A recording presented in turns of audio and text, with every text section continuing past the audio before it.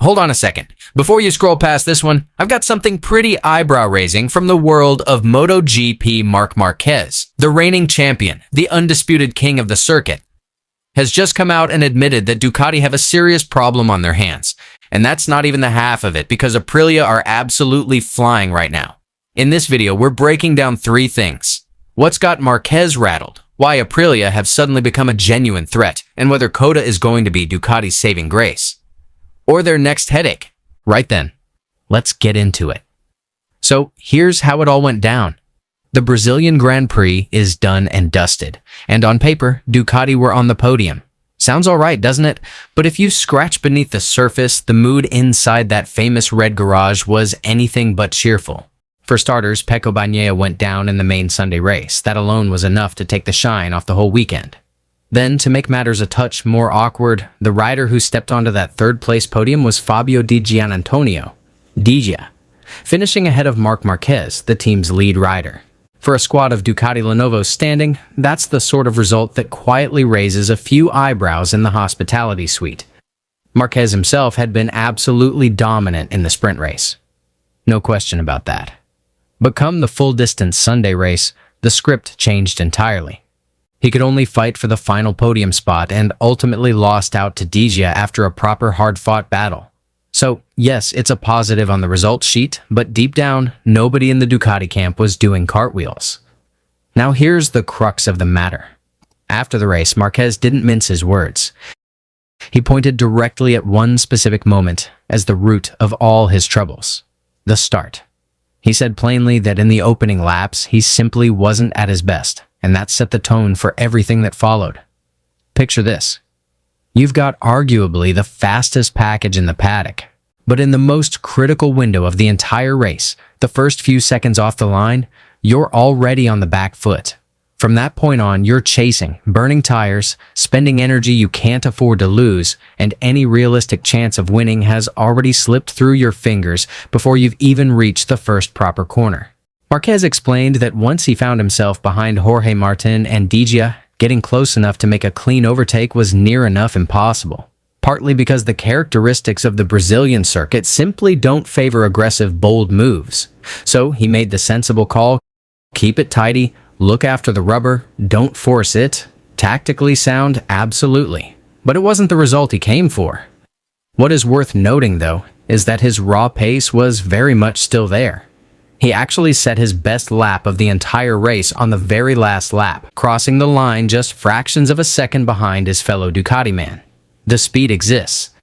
It's just being wasted at the beginning, and that's the bit that needs fixing. Right, now let's talk about Aprilia, because this is where things get genuinely interesting for the whole championship picture. At the Brazilian Grand Prix, Aprilia took a 1-2 finish. That's their first 1-2 of the season and their second consecutive victory. Lads, that is no fluke.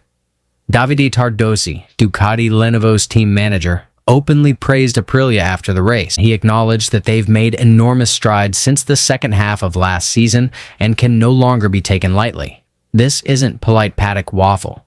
This is a frank admission from the boss of the most dominant team in MotoGP over recent years. Tarducci also said something rather telling, something that cut straight to the point. Essentially, Ducati know there's a problem with the bike and they're working on solving it. But the bit that really stands out is when he made clear that they cannot keep relying on Marc Marquez's sheer talent to paper over the cracks in the machinery. Blimey. That's a manager publicly acknowledging that the issue lies with the bike, not the bloke riding it. This matters enormously. There's long been a feeling that Marquez can work miracles on a machine that's not quite right. And to be fair, that's partly true. But at this level, with Aprilia getting sharper by the race, there are limits to what even Marquez can conjure up. Ducati need to sort their own house out, full stop. When you look at where this leaves the championship, it's starting to paint a slightly uncomfortable picture. Marco Bezzecchi now sits 22 points clear at the top of the standings, while Marquez has dropped to 5th. 5th is still respectable, of course, but for a rider who operates with a win-or-nothing mentality, it's a different kind of uncomfortable, especially when his rivals are banking consistent results and Aprilia are building proper momentum. What makes the next chapter so compelling is that the following round takes place at COTA. the Circuit of the Americas in Austin, Texas. And if anywhere belongs to Marc Marquez, it's that place. He's won there so many times, the circuit practically has his name engraved on it. Hence the nickname, the King of COTA. Historically, this is where Marquez shows up and reminds everybody exactly what he's capable of. But the question worth asking, honestly, is, will history repeat itself this time around? Tarducci isn't getting carried away about Austin, to his credit. He reckons Aprilia will still be competitive there, but he's confident Ducati can close the gap. Not a promise of victory, just a promise of being closer, which, given where things stand, is at least honest. Massimo Rivola over at Aprilia has also been careful not to get too ahead of himself. He's delighted with back-to-back strong results, but he's fully aware that COTA is Marquez's home turf and that his team need to stay sharp and focused. Both camps are being measured about it. Nobody's counting their chickens because everybody knows the fight is only getting more intense. For Marquez, COTA is about more than nostalgia or a comfortable track record. It's about a statement. If he can win in Austin under all this pressure with all these questions swirling around, it sends a powerful message that he and Ducati are still very much in this title fight. But if Aprilia can match them even on Marquez's favorite circuit, then those warning bells aren't just ringing. They're absolutely deafening. Right, now it's your turn. What do you reckon? Will Marquez roll into COTA, flip the switch, and remind everyone why he's the king? Or are Aprilia going to keep turning heads and prove that this season truly is different? Drop your thoughts in the comments below. I'm genuinely dead curious to hear what you lot think. And if you're enjoying content like this, hit subscribe right now so you never miss a MotoGP update. Smash that bell notification as well and make this channel your go-to spot for every race weekend this season. So there we have it. Ducati wobbling just a touch. Marquez putting his hand up about the start problem, and Aprilia very much announcing themselves as serious contenders for 2026. It's shaping up to be a brilliant, unpredictable season, and we're only just getting warmed up. One last question for everyone who's stuck around to the end. And I mean it. I genuinely want to know.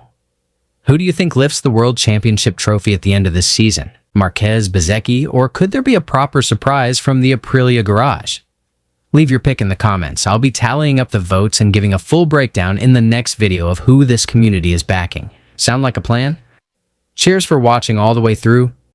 You're the absolute business. See you in the next one. Keep it on two wheels.